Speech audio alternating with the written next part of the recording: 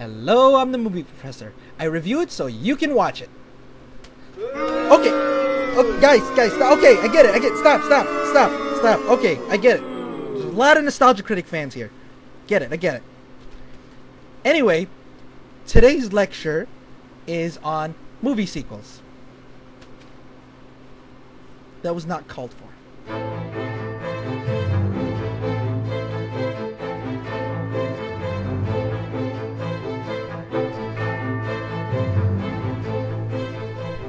Now, what many people don't realize is that movie sequels have been around for so long.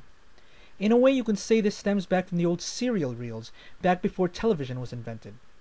Movies were short and were entertaining for the most part, but people always wanted to know what happens next or what would be the next adventure. And aside from epic stories which need all of the movies to tell the whole story, movie sequels have become a standard. For some reason, it's only now people are realizing that sequels have become the norm and have blamed movies studios for having no original ideas. Well, why didn't any of you say anything during the horror movie era when there were sequels to Nightmare on Elm Street, Friday the 13th, Texas Chainsaw Massacre, Child's Play, and so on? Today, I'm going to tell you my top 12 sequels that were better than the originals. Now, although I think Godfather 2 is a great sequel, it doesn't beat the first one in my mind. And that's an emphatic no to that ridiculous movie that would make even General Zod cry. Now, you might be asking, why top 12? Well, I like to go one step beyond. One step beyond those people who think they're better than everybody else, even though their brain is the size of a peanut. Okay, I get it. Thank you. What the?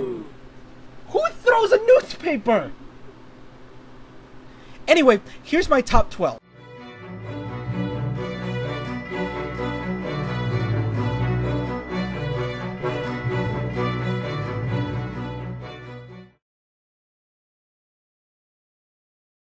Bill and Ted's Bogus Journey. This movie was made back in 1991, and it was the follow-up to Bill and Ted's Excellent Adventure, which came out 2 years prior. Now, the original is a classic. It was a fun comedy that seemed more like an elongated sitcom episode. All in all, it was still an enjoyable movie. Now, going on to Bogus Journey, it takes it up a few notches and rockets off in a totally different direction. This movie was dark, but it still had a lot of fun, lighthearted comedy in it. But the movie also highlighted the importance of Bill and Ted's destinies to a much higher level.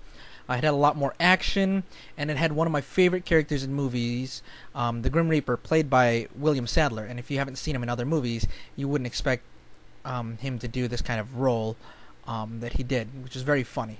It still has George Carlin playing Rufus, and you actually get to see the Battle of the Bands that supposedly changes the world and brings about world peace. All in all, it's a great movie, fun movie, and something you can sit back, relax, and not care about anything. Gremlins 2, A New Batch. This movie came out in 1990 and was the sequel to its predecessor back in 1984. Now, in 1984, the original was kind of a dark horror comedy kind of film, which came around a huge time for horror movies back then. Now, the sequel went in a totally different direction. They took a lot of the criticisms and they decided to go for more the comedy route, going so far as to having the movie cut in the beginning, where the Gremlins end up destroying the film reel and making their own movie, and the audience is getting angry, and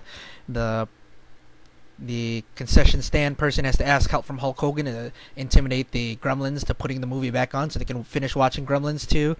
So, I mean, they knew that their movie wasn't the greatest. The original one was. It was just a cult classic. But they took all the criticisms and threw it back in the faces of the producers and came up with something even more entertaining than the first. Star Wars Episode 2 Attack of the Clones and Episode 3 Revenge of the Sith. These movies came out in 2002 and 2005 respectively, and was and were the sequel of Episode 1, The Phantom Menace, which came out in 1999. Now, The Phantom Menace, in my opinion, I had fun with the movie, but I knew the movie was just not up to par, storyline-wise, acting-wise, action-wise, as the original. The only thing it had going for it was the fact that you got to see the epic battle between Obi-Wan and Qui-Gon versus Darth Maul, and also the updated special effects, but other than that, the original wasn't up to par. Then they came out with Attack of the Clones and Revenge of the Sith, which were by far improvements on the Episode 1, and you actually got to see a little bit more the focus, two focuses of what these original prequel trilogies were supposed to be. And they were supposed to highlight what brought about the Empire and what turned Anakin into Darth Vader. So, I mean, it was more interesting than the original. Though, I still want to know how a whiny drama queen like Anakin became Darth Vader. I mean, seriously. Okay, so the next movie on my list is the movie Return of the Killer Tomatoes.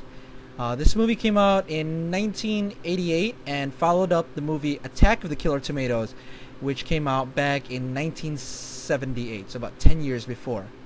Now, this movie was a comedy horror film spoof kind of thing, kind of like the Scary Movies, except a little different. It was very funny and unique. I saw the first.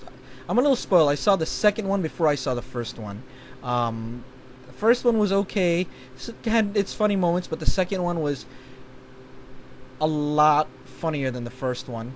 They make every joke, from the film crew running out of money and having to add in product placement in the movie, a lot of dirty jokes, the fact that it's a B movie and all that stuff. I mean, it makes fun of itself. It doesn't take itself seriously. And you know what? I'm going to let you watch the trailer just so you can see what I mean. 10 years ago, a motion picture became the most notorious cult movie of all time.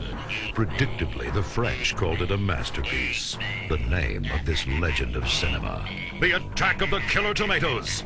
It was so stupid, so cheap, such a piece of steaming dog flop. You think it would have attracted horseflies. Never an audience. Now, get ready to sit on your intelligence once again. They made the sequel, The Return of the Killer Tomatoes. Guess what? It's a lot better. It had to be. As you remember, 10 years ago, mankind was threatened with the greatest red menace of all. Angry, merciless, killer tomatoes. We were only saved thanks to the heroism of a brave handful of untalented actors. Are you Rob Lowe? No, they're back. This time, we shall not fail! A mad scientist. My tomatoes can be made to resemble anyone. Together with a yuppie pervert, turn embittered, mean-spirited tomatoes into an army of psychotic, neo-Nazi plant life. And let's not forget the stunning hell-spawned creation who just might put out for the entire planet. Do you want to make love? I want... I also cook 815 international dishes and use all the popular home appliances. You'll see atrocities beyond belief. You can't see your feet. Do the words fat cow mean anything to you? You'll see how producers extracted special favors from certain well-endowed performers. It's got more laughs than Out of Africa. It's gayer than Kiss of the Spider-Woman. Hello? The girl of my dreams is a vegetable. She. You wouldn't believe what she can do with 6 milk bottles and a tuning fork. The Return of the Killer Tomatoes. Definitely a learning experience. Next on the list is Spider-Man 2. Now, this movie came out back in 2004 and was the follow-up to the first Spider-Man movie in 2002. Now, unlike the first Spider-Man movie, there was a little more seriousness to this. There was still the comedy and the jokes and everything, but it was also more of a drama as well. Try to take itself seriously, which it did. It was a serious movie that you can still enjoy. Kind of almost similar to The Dark Knight, with the exception of superpowers and science freak accidents and such. But it also drew more into the story, the more intrigue into everything. Everyone was, you can feel sorry and connect with just about any character in that movie. Unlike the third Spider-Man movie, I think in the whole Spider-Man series, this one was the best. Number 7 on the list is Star Trek II: The Wrath of Khan. This movie came out in 1982 and followed up Star Trek the Motion Picture back in 1979. Now, this movie series started off the Star Trek franchise and began with the original cast from the Star Trek the series. Now, I saw this on VHS, and the first movie on VHS, and I was bored out of my mind. I'm more of a fan of The Next Generation, and this really turned me off to watching any of the older episodes, and even any of the movies starring the original cast. I gave it one more chance because everyone kept talking about how good The Wrath of Khan was, so I gave it a chance and I watched Star Trek II: The Wrath of Khan. And it was by far a lot better than the original. It brought a refreshing outlook to the whole Star Trek series. It revitalized it in a way, and it's got some of the one of the most memorable dramatic death scenes in a movie. And spoiler alert, it had the death scene of Spock,